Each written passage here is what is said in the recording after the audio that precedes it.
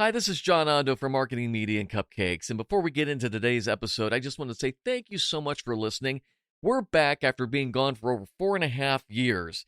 And I hope you get a chance to listen to episode 77, where we explain why we were gone for so long and that we're back for at least 3 more episodes.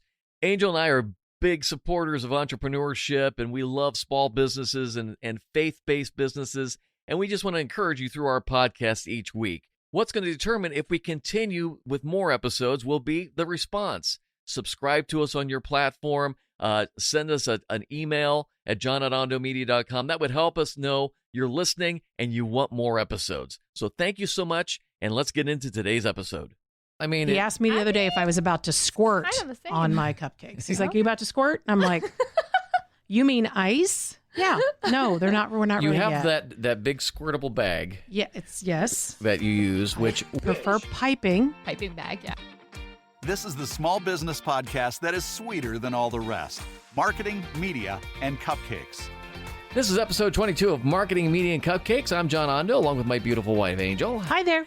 And she has a business that makes cupcakes and cakes and fun treats and sweets. Yes. And she also has a regular full-time gig, but not as sweet. Sorry, not as sweet, but not as sweet with customer service. And I have a full-time business called Ondo Media, and we have a new business called Premier Podcast, which we do podcasting. Woohoo! But that's what we do. And today we're going to find out. Our guest has become an accidental. Brittany, what did you say it was? An accidental entrepreneur? Yeah, yes. yeah. I love it. So Brittany Dixon is our guest today, and she also, on top of being almost like a organized addictive behavior you have with. Yeah. Are you calling her OCD? No, maybe a little bit. Okay. As long as she's not offended by the term, because some people are. Some people are not. Well, let's call the kettle black or whatever, Miss. Hey now. You have to do everything and put things away and watch it. Do we want to talk about the bedroom sheets? Do we want to? We could. Marie Kondo for business. That's what I call myself. Oh, I like that. Of course, then I go through hashtags. Then I go through the trash trying to find my stuff. Can you leave your bedroom in the morning with the sheets not made? No. Thank you. Gotta make the bed. Okay. So Air high five. You two came right out of the same box then. Okay. And I could too. I'm the same. I don't like messes, but some things I can kind of go with. Whatever. So Brittany's going to tell us a little bit of her story in a second. We're going to get it. This is going to be great, especially for those of you who maybe need organization. I need it. I think all of us do. It's typically, unfortunately, the people who don't think they need organization need the organization. So they organize. They need it the most. Yeah. Organized chaos. But on top of the organizing she does, she also bakes. Very exciting. So she was, I know, very excited to meet you and talk to you a little bit about baking. Do you have, Angel, any kind of a baking tip today you want to share with everybody? I have 2 cakes that are due in the next 4 days, and I just learned something. Oh. Normally, I don't do a lot of fondant on cakes. Okay. And I have to do 2 cakes. Both this time have fondant on them. So I've been watching a lot of videos, doing a lot of research, and I found out that, and you may know this, Brittany, fondant cannot be refrigerated because it sweats. Did you know that? I did. Oh, see? Only because I've decorated with fondant a few times. Okay, see? So. I've done it on... And you don't do a ton of fondant. That's kind of not your... I will do decorations, if you will, just not on like a cupcake. Full but fondant. Yeah. No, I have not ever made feet, eyes, things like that, but never like fully covered something. Drywall, as I call it. Yes. John likes to refer to my things as tools. Drywall, spackle, those things. Well, I mean... He asked me the other day if I was about to squirt on my cupcakes. He's like, "You about to squirt?" And I'm like, "You mean ice?" Yeah. No, they're not. We're not you ready have yet. that big squirtable bag. Yeah, it's that you use, which for piping bag. Yeah. Thank you. Now let me tell you what we do with this piping bag. Let me flip this into a whole different realm. Okay. So I used to do these things called armadillo eggs that I would do on the grill. Yes. And so you take a pepper, you wrap it in bacon, and you put cream cheese and other spicy things into that, and put it on the grill, and it is just Jesus all over. Sounds amazing. It is. So what Angel did, as she always, she says, zhuzhes up different recipes. Yes, I'm a zhuzher. The problem was the bacon, because it deforms and heats and does its thing on the grill, it always would pop off. So she decided, let's cut up the bacon, put it into the cream cheese dip inside, and she would use her piping squirter bag. So So she was Okay. using that. It's fabulous to Yes. do the little the put it, Yeah. especially if you're using like a hot, Hungarian wax pepper or something like that. Yep. Where it's long and you get in there. We Yeah. shouldn't be talking about food because none of us have eaten yet. No. We're You're making starved. me So hungry. It's okay. But anyway, so that was my tip. If you're going to use fondant and you're trying to cover a cake and you've never done it before, watch a lot of videos, but Yeah. apparently fondant will sweat in the refrigerator. So unless you have a special refrigerator like the girl I watch on YouTube, and I do not, don't put it in the fridge. Just leave it. Because what will To sit happen to out. it though? It says it sweats, and I'm assuming if it starts to sweat, then it will come away from the cake. Yeah, it pulls off and it. I gotcha. Doesn't Just as look gross. good, I yeah. would think it's just gross. So But if you- I have a lot of friends who don't like fondant anyway. So It's okay. just well, for decoration. it's- I mean, it's not like the best tasting thing. yeah.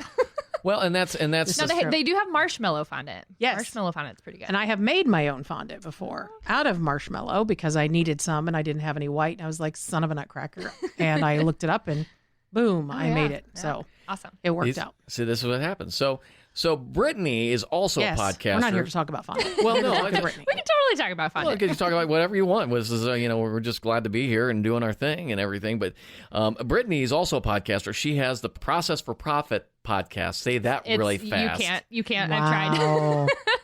That's a Peter Piper pick. Yep. Nope. Yep. Can't do it. It's difficult. And we're here. We kind of connected through LinkedIn, and we found out about our mutual podcasts and our businesses, and it's really cool. So I always like finding out how people got into the gig that they're in now. So so obviously you have a little bit of I like organizing things, and you don't like inefficiency, which I completely get. So how did this all start for you? Because you have a little bit of a restaurant background and some different things. Tell me how you got here. All right. So we're going to go back to the beginning. I'm just kidding. So I was always that super organized, like OCD 16-year-old with like color-coded binders that people were looking at like, what is going on with you? This is like my daughter Elaine. She's like that. Yeah. Yeah, So this is Abby. I've just always had that. Like I had a clean room, everything at its place. It was always a thing. So I kind of dived into wedding and event planning at first. I thought that would be a great way to kind of put my planning skills and organization skills to use. Was it a good thing? Yeah, I mean, it taught me a lot. There you Well, go. you see, because I do media production, and people Yeah. ask me, I got a request this week. Somebody asked, will you shoot a wedding? And I always say Yeah. the standard line is, I would rather defuse a landmine in Afghanistan than shoot a Yeah, wedding. I found out that weddings were not my jam. Loved logistics, loved the planning, loved the back end, all of that kind of stuff. And weddings were just like super stressful, and you're managing a lot of personalities.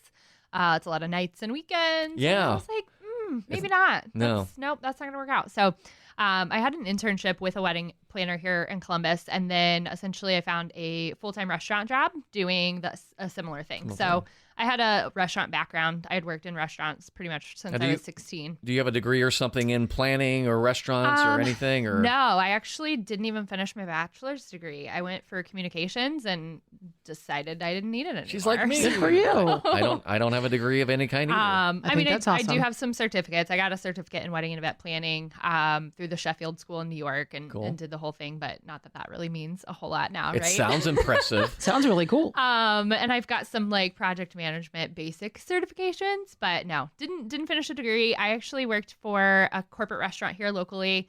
Kind of fell into that, and it was a perfect fit. It was a Monday through Friday event planning job, which is like unheard of. Yes. And it was like an 8 to 5. I actually found out I was pregnant with my twins 2 weeks after I started that job. Oh, goodness. That'll change your life. Yeah, so I have twins. They're 6 now. But basically, it was super fast paced, high stress.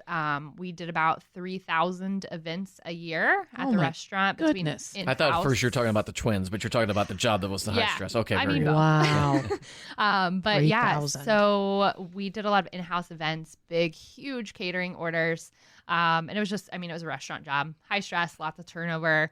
But with that, I helped them improve a lot of their processes. And once I got into what I'm doing now, I look back and I really did this for pretty much every business I worked for. Even at the restaurants, like I would move the plates to be more efficient with what needed to happen, right? So I worked for them for about 4 years. In year 3, there was some corporate shifting happening. Uh-oh. I hated my job. It happens. I went in and like dreaded it. So essentially I started a business as a plan B, and I was really just going to do it on the side, do whatever. So It was called Clutter Control.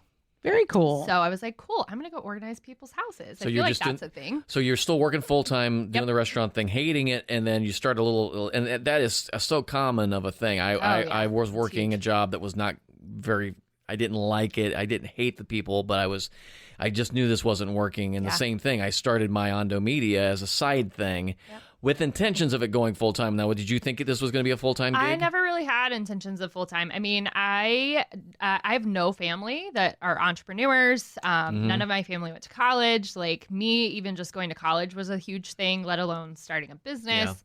So, I mean, I just kind of had it as a back of my mind, like, oh, that would be kind of cool. I mean, it's probably not going to replace my income, but you loved try it. it out. You loved it, didn't you? I did, yeah. So essentially, I started it in October of 2015, and then I got promoted instead of the corporate shifting happening a different way.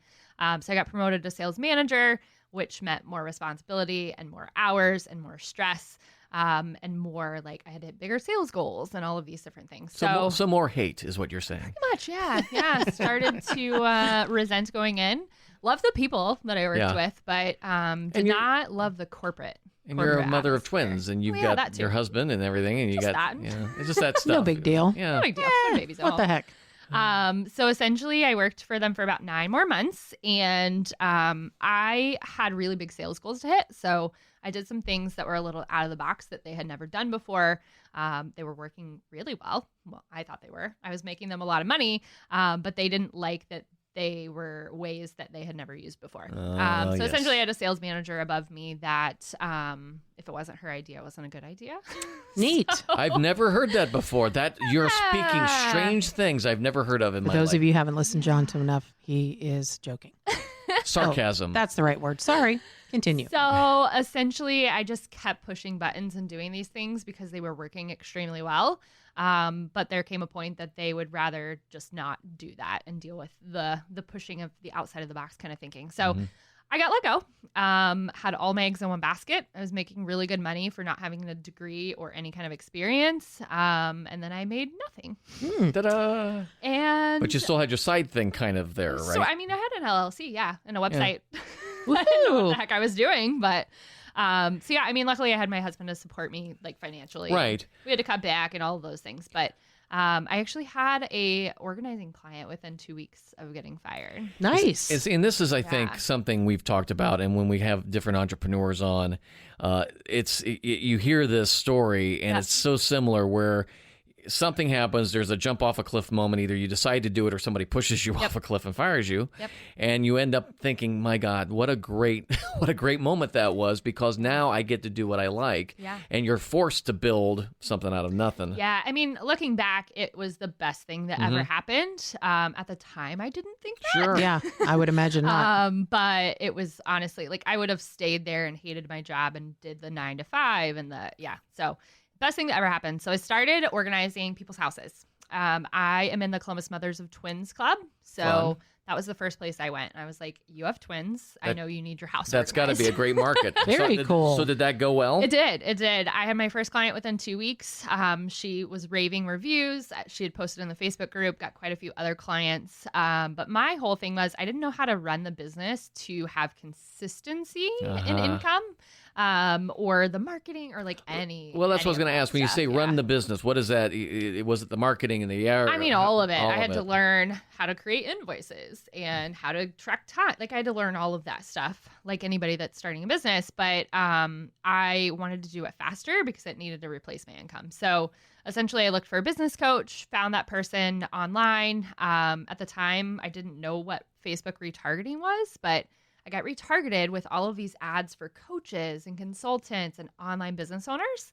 And I was like, what is this? Like, what is this world? So I started diving into it more and found this whole like online business space, podcasts, like all of that kind of stuff. And I got super interested because I wanted to make a bigger impact than just Columbus. And I found that that was the way you could do it. So started off with like productivity coaching because I'm like, oh, I feel like that's like an easy way to jump into this. I can teach you how to be more productive and organized. But what I found is business owners, when I was talking to them, they couldn't scale their business and they couldn't do what they started the business for because they were stuck in the back end and the systems and lack of processes and just disorganization. because they're really good at what they started their business for, Right. but not all the other stuff. And that's kind of where I came in with my superpower and was like, oh, I am really good at that stuff. And you mentioned this, and I like this, is that you have a superpower. Yes. And I think you mentioned it's like that's something you try to find for everyone. Yeah. So do you know Mark Henson? He runs Sparkspace. Yes, that's why, because I get his emails. Okay, It's like, cool. that sounds so familiar. Yeah. So he wrote the book Ordinary Superpowers. I would definitely suggest checking it out. I was really hesitant to turn what I do into a business until I read that. What was your fear? What was your fear to that? I just didn't think people would pay me for that. Isn't that something? I'm like, that's not. You should just be able to do it. That sounds familiar, Angel, because you. We're not here to talk about me. Well, just saying, it's we. I think we all struggle with that. For it's like, sure. why is somebody going to pay me money? And especially when if you calculate it out and realize to make a living, I have to ask for not. Yeah. $50. I have to ask for hundreds of dollars. Yeah. Who's going to do it? And there's that fear kicks in. So. Oh, for sure. For sure. So I read that book and I was like, oh, I can make a business out of organizing because it does not come easy to everyone. So that was kind of the pivotal point is to when I started doing the consulting and stuff. I actually started off with a tool called Trello. What is that exactly? It's a project and task management tool. So I started using it for my business, but the way I was using it, a lot of people were like, oh my gosh, that's so organized and efficient. How do you do that? So I started teaching a lot of people about that. And it actually got to the point that I maxed out my time and couldn't teach any more people because there was just not enough hours in the day. So I turned it into a course. So it's called Talk Trello to Me.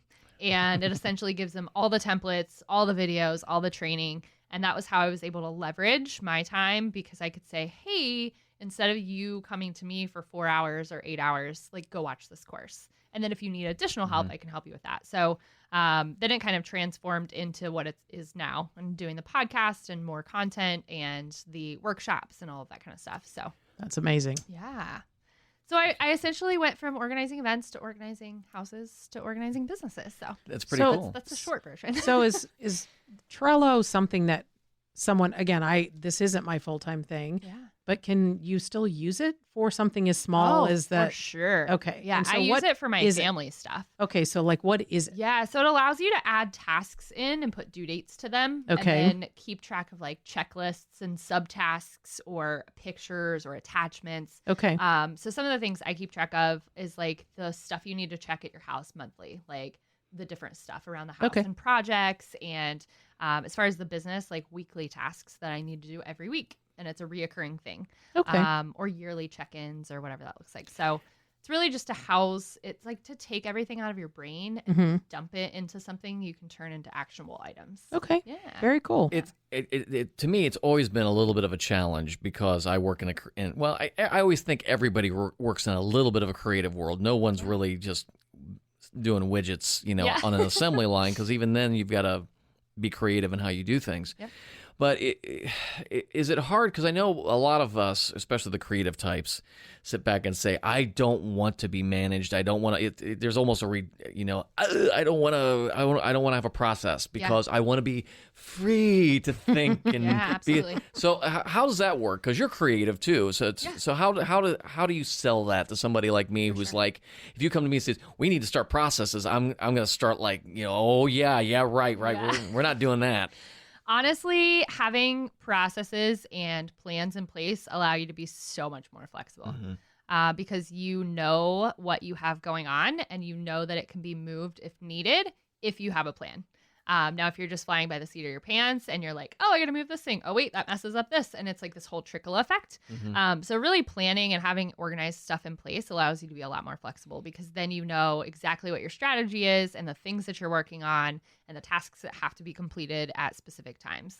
But I do have people that are like, no, I want to be creative and I want to do my own thing. The hardest thing, and I have clients like you have clients. They're doing video production. You have clients in the sense of the cupcakes with my wife, and entrepreneurs are some of the most amazing people.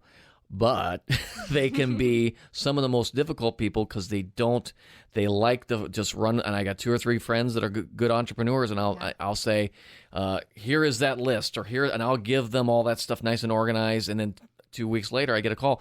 Hey, what's my password? Or hey, is this or this and that? And I'm like, I gave you all of that. Yeah. But they've lost it. Yep. Yeah, Because I call, this is what I do, and I'll just throw it out. I try so desperately to be organized at work. And even here, I try so desperately. And yet I like to say I organize myself into losing it. Yep. Like I put it in so many tiny little buckets that now I can't find it. So like all my work folders, it's like with I don't subfolders with subfolders with subfolders. Yeah. Yep. And then I was like, okay, well, I've organized myself to not being able to find anything, so forget it. So then I literally created a problems 2019 folder For sure. and that's pretty big because everything's a problem. Yeah. And I mean, my whole approach to everything is to simplify. Like less is always more. Sure. When it comes to that kind of thing. So I don't have subfolders within subfolders with it. Like I don't have that. Okay. I have very generic folders that I keep track of. I like the least amount of tools possible to be able to run a business. I actually just transferred over. I got rid of 5 softwares and pulled it all into one. Oh, wow. So now I only have one password to remember. I only have to log into one place. And that's obviously for one piece of the business. But my whole thing is simplicity because we live in such an overly complicated, like information always coming at you world. Yes. That you have to have some filters on and kind of filter the stuff out. So, Gotcha. Yeah. So in the time we've got remaining, I'm gonna throw kind of a, we didn't talk about this, but give me a couple of things for people who are out there listening and thinking, okay, give me a couple of tips, Brittany, on how I can maybe just quickly make a difference organizing my life. And then I'd like you to also then give me a couple reasons why they should consider bringing somebody like you in to help them organize. Yeah, for sure. So some quick things is I would say look at some sort of project management tool, and it does not have to be crazy complex. It can literally be a to-do list, but it's a digital version that comes with you everywhere. So you've got on your phone, your iPad, your Apple Watch, wherever you're at. Now, let me interrupt you. Yeah. So like a couple of my people that I were referencing earlier, they are not tech people. Okay. So is it good to just get the notebook out and just try it that way? Because I know what the problem is. I'll say, I sent you that on an email, and they're like, I don't know where my email is. I don't suggest notebooks. Okay. Just because I've worked with a lot of clients that they're like, well, I have 50 notebooks and I don't know which notebook it's in. Yes. So I can't find it. So I would suggest doing something digital. So it can be your notes on your phone if you want to go that route. Yes. But it's hard to make those actionable items if they're on your notes and not like a tool that Gotcha. does that. But just make a to-do list and like brain dump and get it all out, because then you can start sorting and assigning tasks and stuff like that. So Cool. That's like the biggest thing I think people are, if they don't have a project management, task management tool, it's really hard for them to like be productive and get stuff done. So what are the signs? It's like an illness. What are the signs with an entrepreneur small business that they need to call you and say, I need help to organize this because I'm losing money? For sure. Normally they're working 12 to 18-hour days all the time. Check. They are working all the time. They That's can't you. even work on like developing business relationships and growing the business and Check. scaling because they are stuck in all the back end stuff. They feel like they're in a hamster wheel constantly. Check. They're waking up in the middle of the night and like, oh my gosh, I forgot to do that thing that's due tomorrow. Double check. Brittany's apparently tapped into my Double security check. cameras. I and dare say. it's like, Yeah. So I mean, those are the key ones. The people that are like, I really want to make new business relationships to grow the business, but I don't have time. so is this something, if I called you and say, hey, help me out, is this like braces, it's going to take 6 months to 2 years to fix this? Or is this, you can do it in 2 weeks? What are you looking for? Yeah, for sure. So processes are always an ongoing thing. Even my processes get changed very often. Anytime I add a person, a subcontractor, a team member, a software, a tool, like your processes have to adjust to that. But I would say that you can fix certain problems pretty quickly. So I can come in and implement a sales CRM and a client onboarding process within a couple weeks. Cool. Something that's more long-term, like documenting all of your business processes and implementing a full project management system could take a little bit longer, but I typically do like short burst intensives to fix a problem. And then if they need to go longer, then we can talk about that. I know, and I know from Angel works at a large company, so she sees a lot of people like this. But there are people who like the disorganization because they know where all the bodies are buried. And you can't fire them because they're the only one who knows all the bodies are buried. Are you talking about me? Well, you've been there a while, but yes, I have. But you train people, so you're. I try to share. Yeah, I whether know they you. choose to listen But or not is not my. I cannot. But no there longer. are people like that in our world. Well, I'm considered one of those people, unfortunately. And I'm not saying I enjoy the chaos. I hate it. Yeah. But I am one of the people. I'm one of the few people that sadly remembers, and they're like, how do you remember that? Everything. Yeah, And I was the same thing. Choose to remember. I was the same thing when I worked at Buka, and I was like, oh my gosh, how are they going to do it without me? Like, they don't know all the things. Yep. And I mean, with small business owners, that's one of the biggest things I tell them is you have to document everything. Yeah. Even if it's just you have to get it out of your head, because when you get to that point that you're scaling and bringing on team members, like, you can't spend the extra time. You're scaling. You can't spend the extra time trying to train them to do that. So you definitely have to get those things out of your head and document those processes. This is outstanding. I want to bring Brittany back in here in a couple of weeks, and we're going to talk about more specifics with this. But tell me about your podcast. It's Process I for know Profit. it's a tongue twister. I actually recorded one intro that I use because I can't say that every single time. It's just not happening. So the Process for Profit podcast, we bring on a guest once a month and talk through how systems and processes have kind of helped them grow their business, some different challenges that they run into while trying to put systems in place. We also do a weekly show where we will talk about different areas and topics in the systems world. I've talked through CRMs and sales processes and onboarding clients and anything down to like calendar management and digital file organization.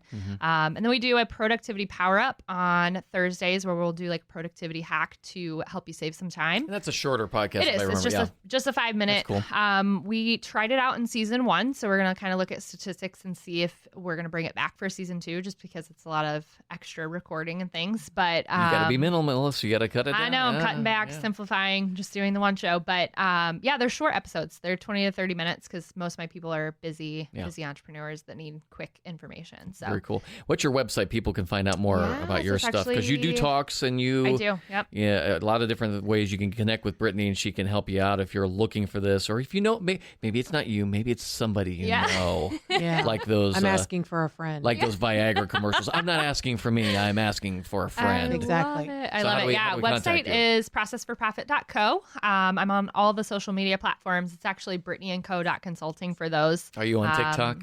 I'm not. Yes, you're not on Please all don't. of them. Then no, don't go on there. TikTok. Okay. Don't do it. Isn't that for like 12-year-olds? Basically. Your kids will be on it soon. But No, I'm sorry. it'll be gone. I'm on before all the then. major ones. We've got Facebook, LinkedIn, Pinterest, and Instagram. And give me what those are going to be under again. Is it BrittanyandCo.consulting. That's my main brand. awesome? Yeah. I have learned much today, and I know that Brittany has somehow tapped into my security cameras and is monitoring everything I do, because she knows exactly what's going on. I'm intrigued. Or by you've all told her things. everything. I don't know. I have shared nothing. Okay. So My lips are sealed. Remember, I know where the bodies are buried. you do. I share you do. nothing. There you go. Well, there you go. Brittany, thank you for being here with us today. We are going to come back and talk some more about this. But if you want more information, we have it in the link in the description of the show, as well as if you want more information about Angel's Custom Cupcakes or Ondo Media with our new Premier podcast. If you're looking at getting a podcast going, we would love to help you as well. And that's at premierpodcast.com and with Angel's Custom Cupcakes. So whatever it is you're doing, just do it to the maximum and don't be mad at work. Love your job and live the dream. Thanks for joining us. Connect with John and Angel via Facebook and Instagram and let us know your thoughts. Marketing, Media, and Cupcakes is a production of Ondo Media.